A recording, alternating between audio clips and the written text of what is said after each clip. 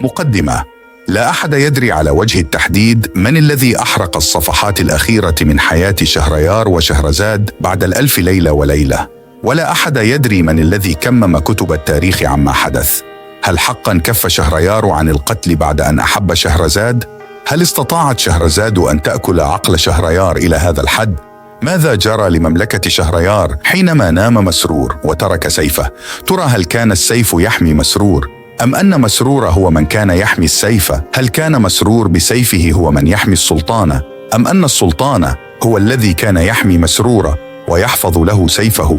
هل كان مسرور عاشقا للقتل وسيفه متعطش للدماء أم أنه قانون السيف وأوامر السلطان؟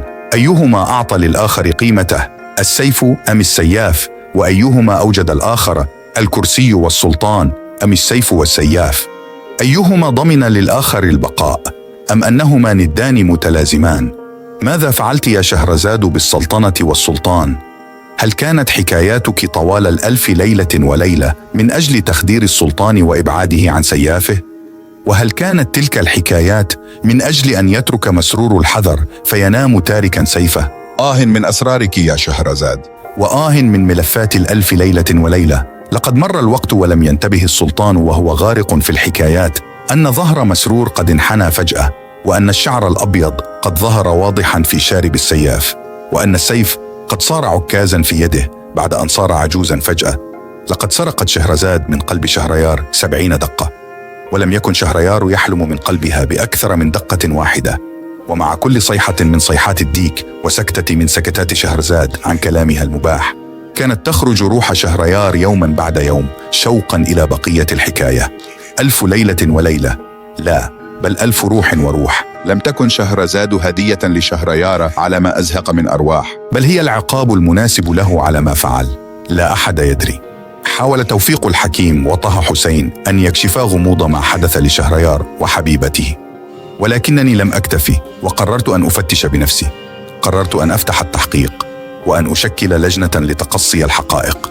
كان علي أن أتسور التاريخ وأدخل من الأبواب الخلفية للشعر، وكان علي أن أواجه عفاريت الفكر والفلسفة، وأن أدخل إلى هذا النفق المظلم المؤدي إلى مقبرة جماعية دفن فيها الكثير من فتيات مملكة شهريار إرضاء لرغبة السلطان وسقوطا أمام سيف مسرور.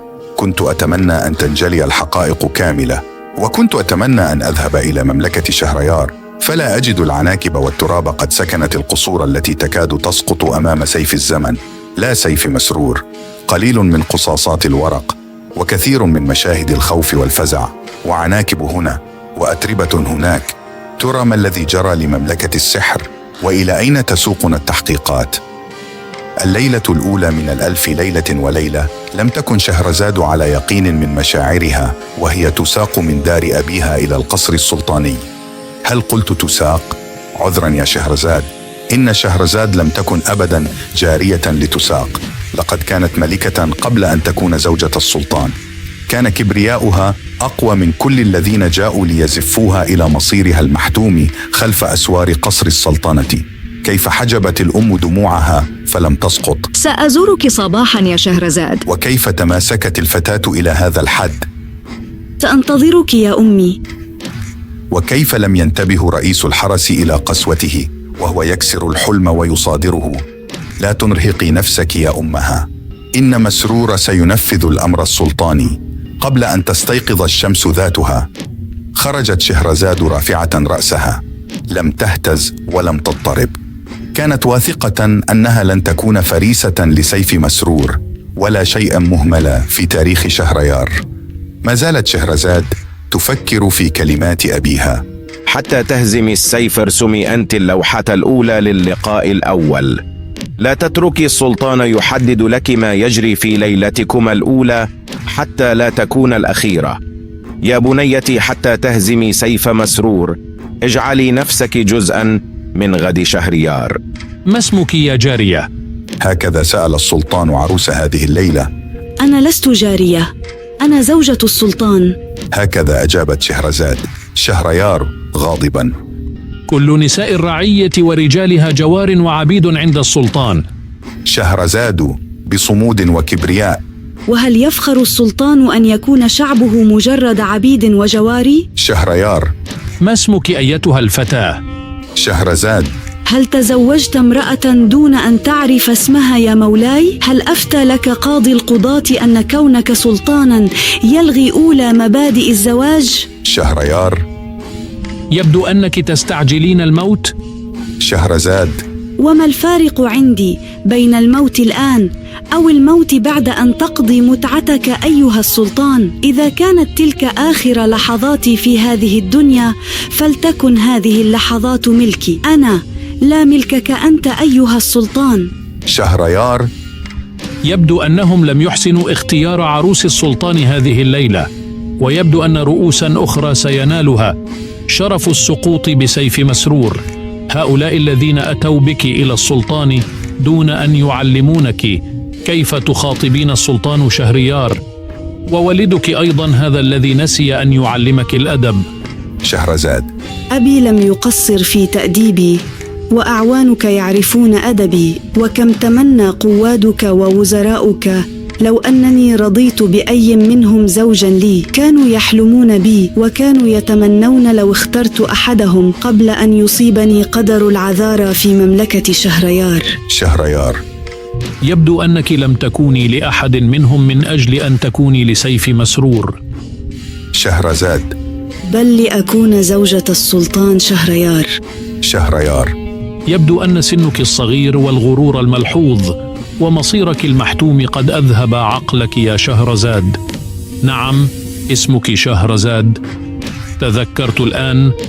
ليس محتوما بعد يا مولاي السلطان، غاية ما في الأمر أني في قبضتك الآن. مسرور يعمل في بلاطك سيافا يأتمر بأمرك، لكن ملك الموت ليس واحدا من حاشية السلطان.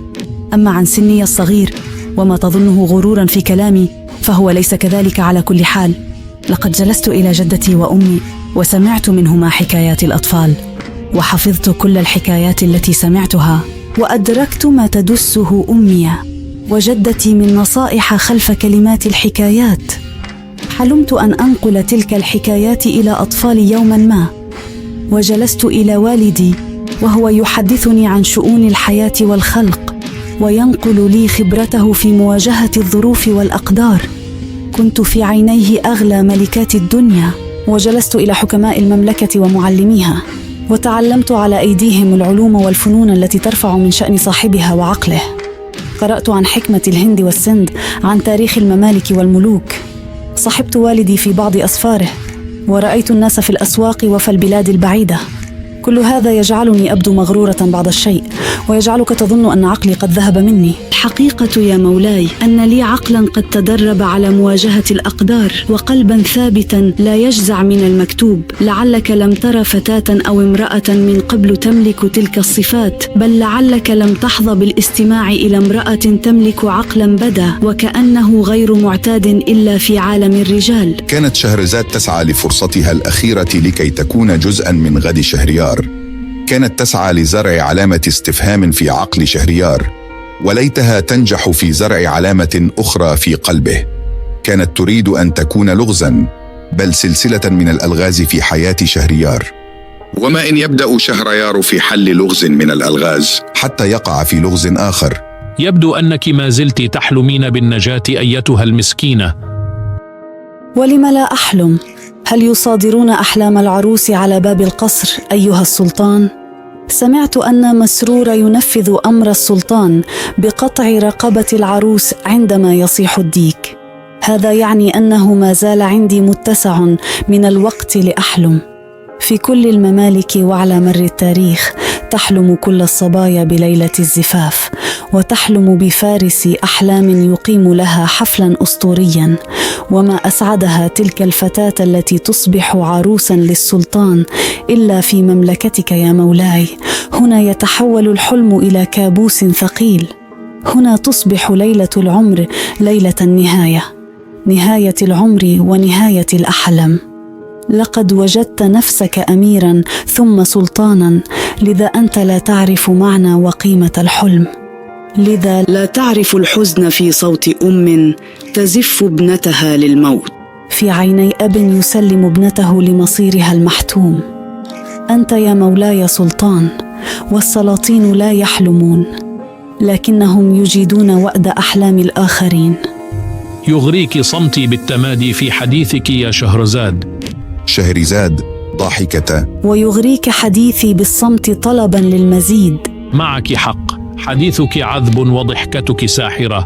اختاري لي حكاية من حكاياتك التي تلقيتها عن العلماء الذين تعلمت على أيديهم، أو تلك التي لقنك إياها والدك، أو حتى تلك التي سمعتيها وأنت طفلة من جدتك وأمك. اختاري حكاية غريبة من تلك الحكايات. وهل هناك أغرب من حكايتك أنت يا مولاي السلطان؟ سلطان يجلس في مجلس الحكم ليقيم شأن الرعية ويضمن قيام العدل بين الناس، ويصدر القضاة أحكامهم باسمه في رفع المظالم، ثم يأتي آخر الليل ليصدر حكما بقطع رقبة فتاة مسكينة لا حول لها ولا قوة ولا خطيئة. لم أرى أعجب من حكايات مملكتك يا مولاي. ألم يخبرك رجال حاشيتك عن حقيقة ما يجري في مملكتك؟ الناس لا يحبونك يا مولاي، يتمنون زوال ملكك، يلجؤون إلى الممالك المجاورة هربا مما يلقونه في وطنهم. الممالك الأخرى تتقرب إلى رعيتك وتمد لهم يد العون سعيا للسيطرة على مملكتك. يستغلون ما تزرعه أنت ورجالك في الناس من كراهية ليكونوا لهم عونا عليك. ألم أقل لك يا مولاي أن حكايات مملكتك أعجب من كل الحكايات؟ لا تظن أن السيف سيحميك حقا يا مولاي، بل الحماية الحقيقية أن تحتمي في قلوب الرعية، وأنت لم تبق في قلوب الرعية إلا مرارة الحزن. لقد اقترب الفجر وبعد قليل سيصيح الديك. نادي على مسرور وعجل بقطع هذا الرأس المغرور لكي يكف هذا اللسان عن حماقاته. بالفعل إنه رأس مغرور. أي ملك يجرؤ على الاقتراب من مملكة شهريار؟ إنه ضرب من الجنون. يمكنني أن أمحو تلك الممالك واحدة تلو الأخرى، كما أسلم مسرور عروسا وراء عروس. يعرفون جميعا سطوة شهريار. أما عن هؤلاء الذين غادروا إلى تلك البلاد فهؤلاء سيعيشون طول حياتهم غرباء، ولن يكون لهم قيمة في الممالك الأخرى. إننا معاشر الملوك قد نغدق بالمال على العملاء والجواسيس ونغريهم لكي يقفوا بجانبنا ضد بلادهم، لكننا أبدا لا نثق في من يسلم لنا بلده مهما كانت الأسباب. إن الذين يبيعون أنفسهم وبلادهم لن يكون لديهم فرصة لاستعادتها. لم يكن شهريار ممن تؤثر فيه تلك الكلمات العاطفية التي قالتها شهرزاد. كان فارسا قويا لا يهاب الموت ولا يعرف للأرواح قيمة، لكن شيئا ما يدفعه لأن يصغي إلى شهرزاد. لقد زرعت الفتاة في نفسه شيئا ما، لو سأله أحدهم عن أوصاف عروس من السابقات لما استطاع أن يتذكر منهن واحدة. لكن ملامح شهرزاد تبدو وكأنها تحفر لنفسها مكانا في ذاكرته، وكلماتها تقرع أذنيه كموسيقى الحرب تارة وكغناء العصافير تارة أخرى. كان مسرور قد سمع صوت صياح الديك، وهذا وقت تلقيه الأمر السلطاني بقطع رقبة العروس. لكن السلطان خرج على غير عادته غاضبا، ولم يوجه له الأمر صراحة لكي يؤدي عمله المعتاد. أسرع مسرور خلف سيده يحاول تذكيره في أدب: مولاي، أنا وسيفي رهن إشارتك. لكن السلطان أكمل طريقه وركب على جواده، وانطلق به أسرع من الريح صاعدا تلك الربوة المشرفة على مدينته الساحرة، وصاح بصوت عال وكأنه يريدها أن تسمع: من يجرؤ على الاقتراب من مملكتي يا شهرزاد؟ لم ينتبه شهريار لجمال قرص الشمس. لقد غابت الدنيا كلها عن عيني شهريار، ولم يبق أمامه إلا وجه شهرزاد. مرت الأيام ونجحت شهرزاد أن تجعل من نفسها جزءا من غد شهريار. اعتاد شهريار أن يسمع حكاياتها وأن يستزيدها كل يوم. وفي الليلة الثانية بعد 1000 نام مسرور مطمئنا أن سيده لن يناديه اليوم ليطلب منه قطع رقبة شهرزاد. لقد مرت 1000 ليلة وليلة دون أن يناديه. يبدو أن مسرور متعب هذا اليوم، ولعل تراخي سيده عن قرار الموت قد جعل آثار الراحة والكسل تدب في أوصال مسرور. ارتمى مسرور تاركا سيفه إلى جواره بكل اطمئنان. لا يوجد في مملكة شهريار كلها من لديه قلب ليقترب من مسرور ليسرق سيفه، حتى وإن كان مسرور غارقا في نوم عميق. ترى ما هي أحلامك يا مسرور؟ أما شهريار فقد جلس في غرفته منتظرا حتى تجيء أميرته الجميلة، يستمتع كما عودته بحكاية من حكاياتها الساحرة. سوف تدخل الآن شهرزاد كعادتها منذ 1000 ليلة وليلة حاملة قنينة الشراب اللذيذ، شراب لا تصنعه في المملكة إلا شهرزاد، شراب لا يدانيه في لذته إلا حكايات شهرزاد، ولا يزيد على الاثنين جمالا إلا وجه شهرزاد. أين كنت يا شهرزاد يوم أن كنت غارقا في بحار الدم؟ أين كنت وأنا مغلق القلب والعقل معا؟ هكذا حدث السلطان نفسه. مسرور غارق في النوم، والسلطان غارق في الأحلام، وشهرزاد قد اتخذت القرار، قرار صعب لا يعرف نتيجته إلا الله. تسللت شهرزاد إلى حيث مسرور نائم وسيفه بجواره مسنودا على الحائط، وكأنه سيف لا ينام. حان الوقت يا شهرزاد. هكذا حدثت نفسها، وهكذا أقدمت على فعل لا يفعله حتى أبطال حكايات 1000 ليلة وليلة السابقة. عادت شهرزاد سريعا إلى غرفة السلطان. لم تكن تحمل قنينة الشراب كما كان ينتظر شهريار، كانت تحمل سيف مسرور. لا أدري كيف استطاعت يد شهرزاد حمل هذا السيف الثقيل، وما إن رآها شهريار حتى صاح مندهشا: أنت رائعة حقا يا شهرزاد، عندك حق، لقد آن الأوان لإحالة مسرور إلى التقاعد. كان هذا القرار مستحيلا قبل 1000 ليلة وليلة مضت، وسيكون هذا أول أمر أصدره غدا، وسأجري عليه راتب نهاية الخدمة. نظرت إليه شهرزاد قائلة: هل يأخذ مكافأة على ما اقترف من جرائم قتل؟ الأولى بمولاي أن يذيقه طعم الخوف قبل أن ينزل السيف على رقبته. قالتها بصوت ليس صوت شهرزاد، وبنظرات ليست نظراتها. نظر إليها شهريار باحثا عن علامات الفكاهة والمرح، لكنه لم يجد أي منها في ملامح ملكته الغالية. تحول شهريار بنظره عن شهرزاد ونظر إلى أريكته التي يجلس عليها ليستمع إلى حكايات شهرزاد. قال بلهجة من يحاول ألا يهتم بالأمر وأن يغلق باب النقاش: إنه عبد ينفذ رغبة مولاه. ردت شهرزاد في لهجة أكثر جرأة على مولاها: مولاي يبرئ عبده مسرور من تهم القتل ويلقيها على نفسه ليصبح هو المستحق للعقاب. نظرة غضب خاطفة ظهرت في عيني شهريار السلطان، أطفأتها نظرة عاتبة من شهريار العاشق الولهان، وعاد ليقول: شهرزاد، لا أحد يحاكم السلطان، هيا أكملي حكايتك التي لم أعد أصبر عن سماعها. يا شهرزاد، دائما أسأل نفسي: من أين لك بكل هذه الحكايات يا شهرزاد؟ وكأن الإجابة كانت جاهزة على لسان شهرزاد، فقد ردت على الفور: كل حكاية أحكيها لك يا مولاي هي رسالة من روح إحدى زوجاتك اللاتي انتهت أحلامهن على يد مسرور. كل زوجة منهن كانت تحمل حكايات أحلى وأجمل. أسكتهن الخوف وأنطقني الخوف، أسكتهن خوف السيف وأنطقني خوف الرحيل دون أن أعلن ما سكتوا عنه.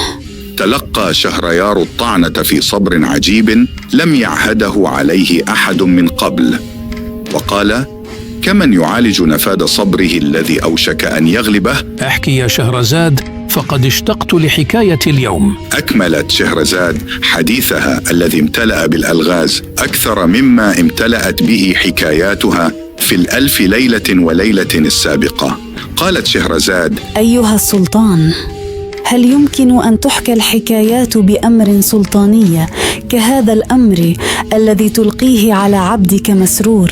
كاد شهريار السلطان أن يتغلب على شهريار الولهان لولا أن شهرزاد اقتربت من السلطان وقالت له: مولاي، هل تحب شهرزاد؟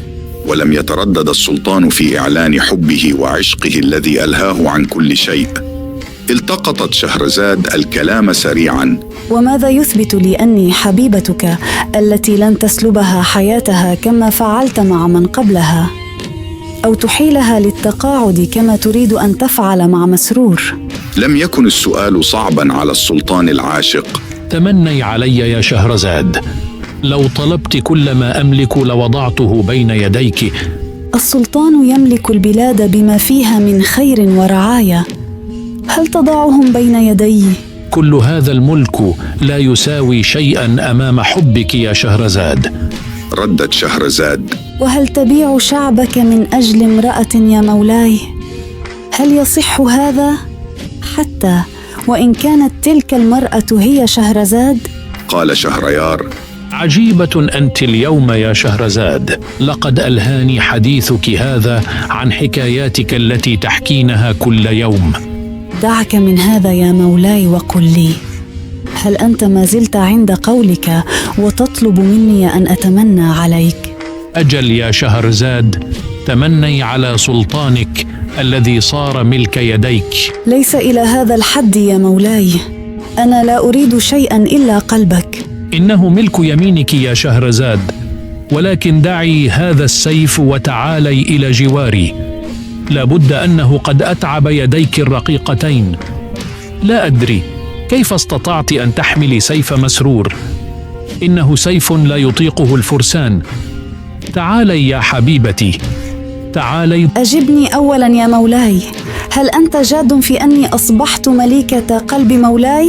بالطبع يا شهرزاد، هو وصاحبه ملكك. مدت شهرزاد سيفها إلى حيث قلب مولاها وقالت: أريد أن أخذه الآن يا مولاي. نظر شهريار مصدوما ودهشا مما فعلت شهرزاد، وقال بإحساس العاشق وقوة وعزة السلاطين: لن أعود عن هبتي إياك يا شهرزاد. هيا اغرسي السيف حيث قلبي، خذيه منحة مني لك. اثق أنه لن يكف عن الخفقان مرددا اسمك حتى بعد أن تنزعيه. هيا فيما الانتظار، السيف في يدك وأنا أمامك. هيا يا شهرزاد لا تخافي، أنا لست عاجزا عن الدفاع عن نفسي، لكنني لن أعود عما وهبتك إياه، وسأكون سعيدا أني حققت لك ما تمنيت علي. نظرت شهرزاد إلى السلطان الذي لم يبدو عليه الخوف ولا مهابة الموت، لعلها كانت تنتظر منه المقاومة، أو لعلها انتظرت منه الخوف والخضوع ودموعا تشفي صدورا كم أوغرها الثأر والانتقام من قاتل. فلذات الأكباد ليلة الزفاف دموعا تريح تلك الأرواح التي ذهبت دون ذنب لها أو جريمة، ولعلها لم تتوقع أن تكتشف أنها بالفعل امتلكت قلبا يحبها إلى هذا الحد. لا يا مولاي، أريد أن أرى نظرة الرضا في عينيك بدلا من هذه الدهشة والحيرة. أريدك راض عما وهبت وأعطيت. لا تقلقي يا شهرزاد، هيا اغرسي سيفك، وأنت واثقة من الرضا كل الرضا. ألا يشعر مولاي بما اقترف من ذنوب؟ ألا يخاف؟ أخاف السيف أم أخاف الموت؟ أم أخاف أن يحرمني الموت من حكاياتك يا شهرزاد؟ بل الخوف من أرواح تنتظر لنفسها القصاص يا مولاي. لن أدافع عن نفسي يا شهرزاد، ولن أحاول الاستعطاف، فقط أعلن حبي لك، وأعلن أن 1000 ليلة وليلة كانت كافية لتخلق سلطانا جديدا غير الذي كان. لا أخاف الموت، لأن الذي سيموت الآن ليس شهريار القاتل، إن الذي سوف يموت الآن شهريار آخر بقلب جديد. ابتسم شهريار، وارتسمت علامات الجد على وجه شهرزاد، ومسرور ما زال يغط في نومه. يذكر التاريخ أنه في الليلة 2 بعد 1000 سقطت مملكة شهريار، ودخل العدو إلى قصر السلطنة، وقد أعلن الجيش المحتل عن مقتل شهريار وخادمه مسرور، وأسر شهرزاد، وترحيلها إلى حيث السلطان الغالب.